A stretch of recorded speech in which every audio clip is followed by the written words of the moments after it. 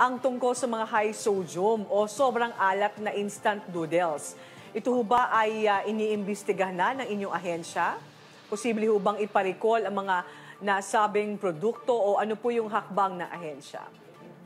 So, ma'am, palang ginawa po ng DTI dahil ang patungkol sa processed food ay nasa mandato po ng ating Department of Health, in particular yung Food and Drug Administration. So, what DTI did was to write to the FDA, citing the concerns po of Senator Tulfo, and kami naman po sa DTI ay handang tumulong kung sakali pong mag-issue ng recall ang FDA. Pero sa kanila po yung proseso ng recall, Yes. if ever, hindi po sa amin.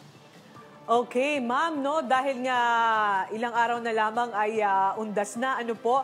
So, ma'am, sakali ba ang ating mga kababayan ay makakita ng overpricing, lalo na sa mga kandila at mga kagamitan o produkto na may kinalaman sa undas? May hotline po ba ang DTI, website at Facebook? Pwede ho nating i-anunsyo dito. Yung ating pong hotline, 1384.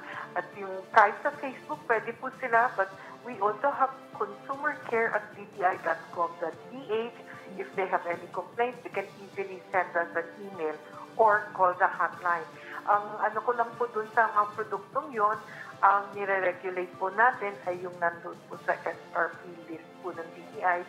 But mayroong mga produkto doon na ginagamit natin sa undas, which is like bottled water, candles, tsaka may mga ilang mga pagkain po na nandun sa ating SRP policy.